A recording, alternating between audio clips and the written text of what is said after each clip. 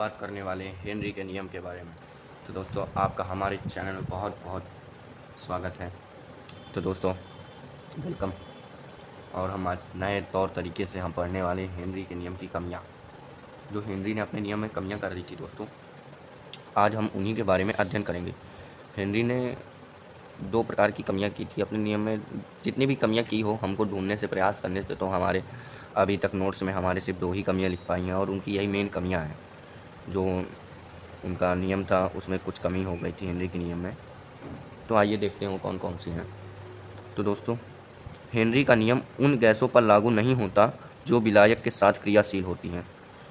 तो जो आपका विलायक होता है उनके साथ जो गैस क्रियाशील मिली होती है तो उनके साथ हेनरी का नियम लागू नहीं होता, ये जानिएगा दोस्तों। और हेनरी हेनरी का नियम उन गैसों पर लागू नहीं होता जो विलायक के साथ क्रियाशील हों। और हमारा दूसरा पॉइंट निकल कर जो आया है वो हेनरी का नियम टनु बिलियनों के लिए ही लागू होता है, मतलब टनु बिलियन छोटे बिलियनों के लिए ही लागू होता है। तो दोस्तों आइए देखते हैं फिर। ये हमने कर लिया इसको ढाम।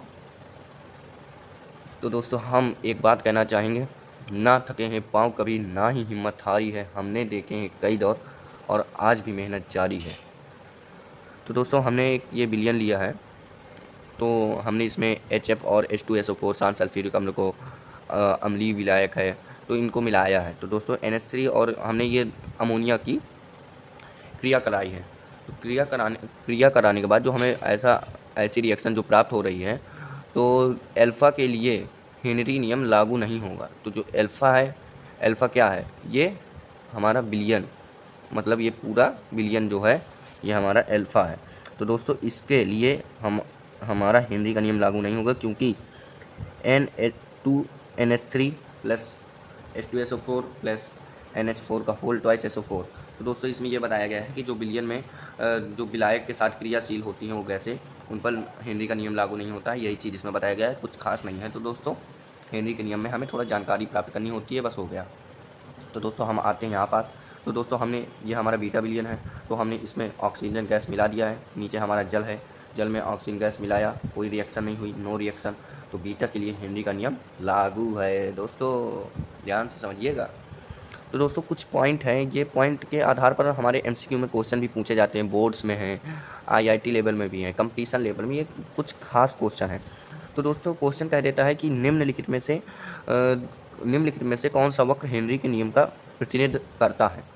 तो दोस्तों ये जो ग्राफ है ना, log m और log m log p, तो दोस्तों ये जो ग्राफ हमें दिखाई दे रहा है तो ये हेनरी के नियम का प्रतिनिधित्व करता है। और दोस्तों जो दूसरा पॉइंट है, तो दूसरा पॉइंट कह रहा है कि P = KHX ये हेनरी का नियम का समीकरण है। तो दोस्तों पूछ लिया जाता है कि कौन सा समीकरण हेनरी के नियम का प्रतिनिधित्व करता है, मतलब पालन करता है। तो दोस्तों आपको 4 ऑप्शन में दे दिए जाएंगे। तो दोस्तों आपको पता ही है कि हेनरी का नियम का जो समीकरण होता है वो P = KHX, सिंपल सा फंडा है। दोस्तों तीसरा पॉइंट है CO2 गैस का हेनरी नियम स्थिरांक का न्यूनतम मान होता है। जो CO2 गैस होती है वो गैस का हेनरी नियम स्थिरांक का न्यूनतम मान है। एक और दोस्तों बचा है पॉइंट, गैस की द्रवों में विलेयता ताप में कमी के साथ बढ़ती है। दोस्तों जो गैस में द्रवों में विलेयता होती है वो ताप में कमी के साथ ही बढ़ती है। दोस्तों धन्यवाद। दोस्तों अगर आपको ये वीडियो अच्छा लगा हो तो लाइक करिएगा, सब्सक्राइब करिएगा, चैनल को सब्सक्राइब दोस्तों ज़रूर कर लीजिएगा।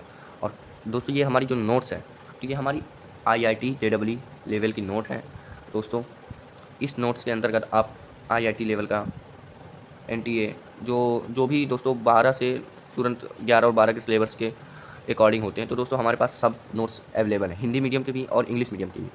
अगर दोस्तों आप लोगों को इसका PDF चाहिए हो तो दोस्तों कमेंट में नोट्स PDF लिखकर ज़रूर टाइप करिएगा। तो दोस्तों हम आपको ये इसका PDF पर्सनली सेंड कर देंगे आपसे कन्वर्सेशन करके।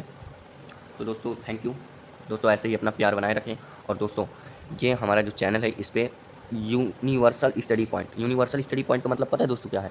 इसका मतलब ये है कि हर तरह की जानकारी, मतलब जो हम दे सकते हैं वो आपको हर तरह से जानकारी छोटे छोटे पॉइंट के रूप में दी जाएगी, अध्ययन के रूप में। तो इसीलिए दोस्तों मैं हर चैप्टर से दोस्तों छोटे क्लिप टॉपिक वाइज वीडियो बना करके आपको बताता हूँ, जानकारी प्रदान करता हूँ। दोस्तों मैं आपको पढ़ाता नहीं, मैं आपको जानकारी प्रदान करता हूँ। तो दोस्तों चैनल का हमारे मतलब तो आप जान ही गए हैं। तो दोस्तों चलिए ठीक है, धन्यवाद, थैंक यू।